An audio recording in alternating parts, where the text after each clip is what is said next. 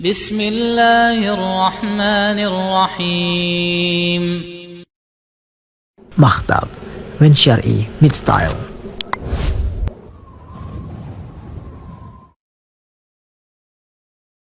Tiga kunci kebahagiaan. Yang pertama, bersyukur tatkala mendapatkan nikmat.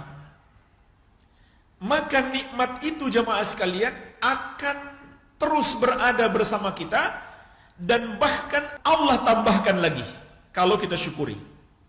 Sebagaimana Allah tegaskan dalam surat Ibrahim ayat ke-7, wa id ta'adzana rabbukum la in syakartum la azidannakum wa la in kafartum inna azabi lasyadid.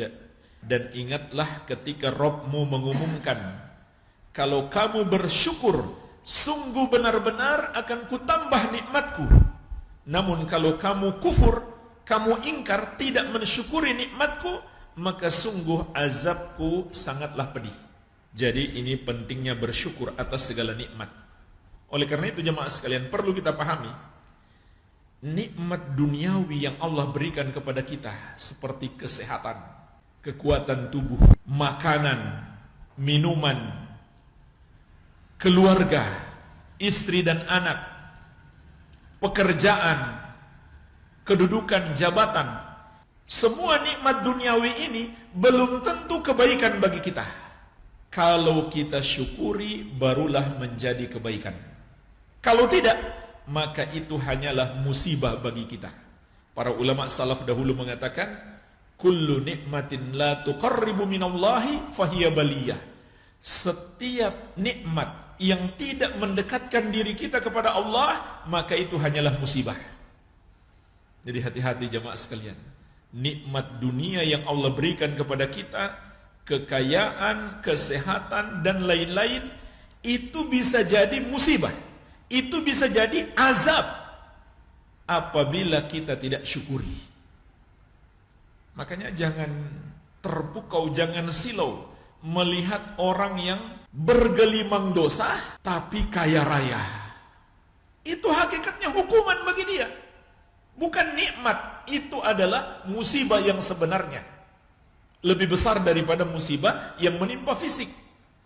Apanya yang tertimpa musibah? Hatinya disesatkan oleh Allah dengan curahan nikmat dunia. Sebagaimana dalam hadis Uqbah bin Amir radhiyallahu anhu diriwayatkan Imam Ahmad, Rasulullah sallallahu alaihi wasallam mengingatkan, "Idza ra'aitallaha yu'til 'abda minad dunya 'ala ma'asihi ma yuhib, fa innama huwa istidrajun." Kalau kamu lihat seorang hamba yang bergelimang maksiat, Allah anugerahkan kepadanya berbagai macam nikmat dunia yang dia sukai, maka itu hanyalah istidraj. Istidraj itu adalah azab Allah yang datang dalam rupa kenikmatan. Kelihatannya seperti nikmat, padahal azab. Yang diazab adalah hatinya terlebih dahulu, yaitu dengan berbagai nikmat tersebut dia pun semakin sesat. Bukannya bersyukur, dia semakin sesat. Dia terbuai, terlena oleh berbagai macam nikmat dan fasilitas duniawi. Kemudian Nabi SAW membaca ayat dalam surat Al-An'am, falamma nasu ma dzukiru bihi fatahna alaihim abwaba kulli syai'in hatta idza farihu bima utu akhadnahum baghtatan fa idzahum mublisun.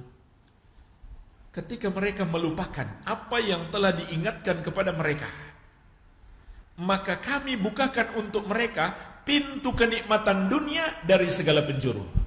Jemaah sekalian, jangan heran kalau banyak orang yang kafir, orang yang sebenarnya paling Allah murkai, tapi kaya raya. Jangan heran. Perhatikan ayat ini. Kata Allah, ketika mereka melupakan peringatan-peringatan kami, maka kami bukakan untuk mereka pintu kenikmatan dunia dari segala penjuru. Kemudian kata Allah, ketika mereka telah sangat bergembira dan menyombongkan diri, kami azab mereka secara tiba-tiba. Mereka pun berputus asa. Kenapa putus asa? sudah tidak ada waktu bertobat. Kematian sudah datang menjemput, baru mau bertobat terlambat. Baru dia sadari ternyata banyaknya hartanya tidak bisa menyelamatkan dia dari azab Allah. Baru dia pingin sedekah, baru dia pingin beramal soleh. Rabbi laula akhartani ila ajalin qarib. Dia pun menyesal seraya bermohon kepada Allah, wahai Rabbku, tundalah kematianku walaupun sebentar saja. Dia nggak minta lama. Untuk apa jemaah sekalian? Dia minta ditunda kematiannya. Apakah untuk menikmati hartanya? Tidak. Fa asaddaqa wa akum minas salihin, agar aku bisa bersedekah dan aku termasuk orang-orang yang beramal soleh. Tapi itu adalah penyesalan yang terlambat. Jadi ingatlah, kenikmatan yang Allah berikan kepada kita belumlah menjadi kebaikan sampai kita syukuri. Bahkan akan bertambah kenikmatan-kenikmatan yang lain kalau kita mensyukuri nikmat yang Allah berikan kepada kita. Bahkan jemaah sekalian, kesyukuran kita itu sendiri adalah nikmat yang lebih besar daripada nikmat dunia apapun. Karena itu nikmat akhirat. Bersyukur kepada Allah adalah nikmat akhirat. Dan hakikat orang yang bersyukur adalah yang beribadah kepada Allah, menjalankan perintahnya dan menjauhi larangannya. Bukanlah bersyukur itu kita bikin acara lalu kita sebut acara syukuran. Itu bukan bersyukur. Malah bisa jadi itu membawa dosa. Bikin acara syukuran, blokir jalan warga, dangdutan lagi, maksiat, mengganggu orang. Bukan begitu cara bersyukur. Itu justru durhaka kepada Allah. Bersyukur itu adalah beribadah kepada Allah, menjalankan perintahnya dan menjauhi larangannya. Makanya Allah sifatkan Nabi Nuh alaihi salam, innahu kana abdan syakura. Sesungguhnya dia adalah hamba yang selalu beribadah, yang sangat bersyukur.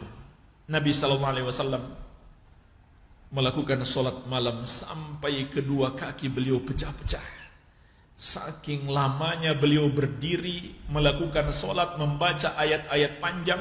Lamanya beliau ruku dan sujud, sampai pecah-pecah jemaah sekalian kedua kaki beliau.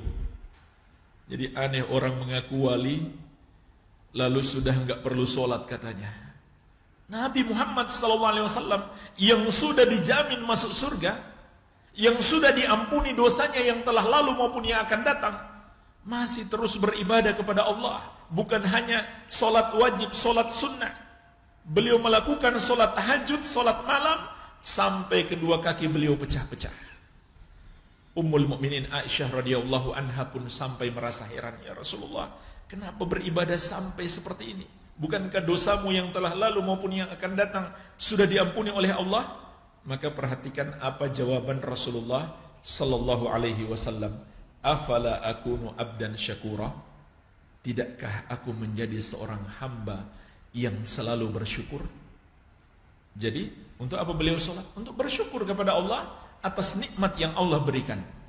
Oleh karena itu para ulama juga mengatakan rukun kesyukuran itu ada 3. Yang pertama, bersyukur dengan hati, yaitu mengakui segala nikmat datangnya dari Allah.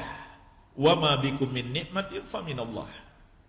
Apapun nikmat yang ada padamu itu dari Allah. Yang kedua, bersyukur dengan lisan, yaitu menisbatkan nikmat tersebut hanya kepada Allah. Jangan seperti Qarun mengatakan, innama utituhu ala ilmin indi. Aku mendapatkan nikmat ini hanyalah karena memang aku memiliki ilmu. Ada 2 penafsiran ulama tentang ucapan Qarun. Yang pertama, dia mengklaim dia mendapatkan nikmat semata-mata karena dia pandai berbisnis, pandai strategi pemasaran, ilmu manajemen, dan seterusnya. Yang kedua, maksud ucapan dia, Allah tahu bahwa dia memang berhak mendapatkan nikmat. Dia merasa punya hak atas Allah untuk diberi kekayaan ini. Apa artinya itu jamaah sekalian? Ujub. Itu namanya ujub. Merasa dirinya tinggi sehingga pantas Allah berikan kekayaan yang melimpah. Itu namanya ujub. Hati-hati. Maka itu bertentangan dengan sifat kesyukuran. Maka hendaklah kita selalu menyandarkan nikmat itu kepada Allah. Kita katakan alhamdulillah. Segala puji bagi Allah. Ini nikmat datangnya dari Allah. Bukan karena saya pandai berbisnis, bukan karena saya hebat, tidak. Tapi semata-mata dari Allah. Rukun kesyukuran yang ketiga adalah bersyukur dengan anggota tubuh kita, yaitu menggunakan nikmat yang Allah berikan kepada kita untuk taat kepadanya, untuk menjalankan perintahnya dan menjauhi larangannya. Inilah jemaah sekalian yang pertama, kunci kebahagiaan. Yang kedua kata Syekh, bersabar ketika menghadapi musibah. Maka jemaah sekalian ketahuilah, musibah itu belum tentu keburukan bagi kita. Musibah itu bahkan bisa menjadi kebaikan bagi kita apabila kita syukuri. Allah berfirman tentang pahala orang sabar, innama yuwaffas sabiruna ajrahum bighairi hisab. Sesungguhnya orang-orang yang sabar itu dibalas dengan pahala yang tanpa terhitung. Artinya banyak sekali pahalanya, pahala kesabaran itu. Begitu pula pengampunan dosa. Rasulullah SAW bersabda, "Ma min musibatin tusibul muslim illa kafarallahu anhu biha khatayahu hatta syaukati yushakuha." Tidak ada satu musibah pun yang menimpa seorang muslim kecuali dengan sebab itu Allah hapuskan dosa-dosanya sampai duri kecil yang menusuknya. Itu Allah jadikan sebagai penghapus dosanya. Bahkan orang yang Allah timpakan musibah adalah tanda Allah menghendaki kebaikan dan mencintainya. Rasulullah SAW bersabda, "May yuridillahu bihi khairan yusib min." Barang siapa yang Allah kehendaki kebaikan baginya, Allah timpakan kepadanya musibah. Rasulullah SAW juga bersabda, "Innallaha idza ahabba qauman ibtalahum faman radiya falahu ridha wa man sakhita falahu sakhat." Sesungguhnya Allah apabila mencintai suatu kaum, maka Allah akan timpakan kepada mereka bala. Kalau mereka ridho, maka Allah pun ridho kepada mereka. Tapi kalau mereka marah, maka Allah pun murka kepada mereka. Jadi musibah itu tanda cinta Allah kepada kita, agar kita mendapatkan pahala yang melimpah, pengampunan dosa dan keridhaan Allah. Ini diantara faidah-faidah penting di balik musibah. Sampai-sampai jemaah sekalian, para nabi dan rasul dan para ulama dahulu ketika ditimpa musibah malah bersyukur. Bukan sekedar sabar, bahkan mereka ridho, dan lebih tinggi lagi daripada ridho adalah syukur. Jadi ini 3 tingkatan orang beriman saat ditimpa musibah. Minimalnya adalah sabar. Lebih tinggi daripada sabar, ridho. Dan lebih tinggi lagi syukur. Subhanallah, para nabi dan rasul, para ulama dahulu ketika ditimpa musibah malah bersyukur. Kenapa? Karena mereka mengetahui kebaikan-kebaikan di balik musibah tersebut. Dan juga karena itu adalah kunci utama agar Allah memberikan pertolongan kepada kita. Kita sabar menghadapi musibah. Ini kunci agar Allah memberikan pertolongan kepada kita. Kemudian kunci kebahagiaan. Yang ketiga adalah segera memohon ampun kepada Allah dan bertobat kepadanya apabila kita terjerumus dosa. Karena kita masih manusia biasa yang mungkin terjerumus dosa. Tapi orang yang sukses itu, orang yang beriman dan bertakwa, apabila dia terjerumus dosa, dia segera bertobat. Beda dengan orang yang kurang beriman dan bertakwa, atau tidak punya iman dan ketakwaan.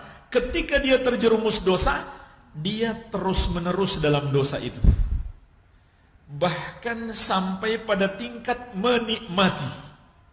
Kalau sudah menikmati bahaya jamaah sekalian, semakin sulit bertobat karena dia merasa nikmat dari dosa itu. Dan yang lebih parah lagi, ada orang-orang yang bangga dengan dosa yang dia lakukan, bahkan dia ceritakan kemana-mana, dia upload di medsos. Subhanallah. Dan yang paling parah jemaah sekalian adalah orang yang sampai mengajak orang lain untuk ikut melakukan dosanya, padahal itu akan menjadi dosa jariah. Kita nggak mengajak saja, orang lihat kita berbuat dosa lalu dia ikuti, itu sudah menjadi dosa jariah. Setiap orang yang mengikuti perbuatan dosa kita, maka kita ikut menanggung dosanya tanpa mengurangi dosa mereka sedikit pun. Jadi hati-hati. Adapun orang yang beriman dan bertakwa, orang yang sukses itu apabila dia terjerumus dosa, dia segera bertobat. Karena hatinya gelisah, hatinya gundah gulana, galau, tidak nyaman berada dalam dosa, maka dia segera tobat. Ini diantara sifat orang yang beriman dan bertakwa. Allah sebutkan di surat Ali Imran ayat 135. Walladzina idza fa'alu fahishatan aw dhalamu anfusahum dzakarullah fastaghfaru lidzunubihim wa may yaghfiru dzunuba illallah wa lam yusirru ala ma fa'alu wa hum ya'lamun. Dan orang-orang yang apabila melakukan perbuatan keji atau menzolimi diri-diri mereka sendiri, yaitu berbuat dosa, maka mereka segera ingat Allah. Kemudian mereka memohon ampun atas dosa-dosa mereka tersebut. Dan siapakah yang dapat mengampuni dosa selain Allah? Dan mereka tidak terus-menerus melakukannya dalam keadaan mereka mengetahui. Dan Allah, Rabb kita Azza wa Jalla, adalah yang maha pengampun lagi maha penyayang. Inilah jemaah sekalian, 3 kunci kebahagiaan. Semoga kita memilikinya.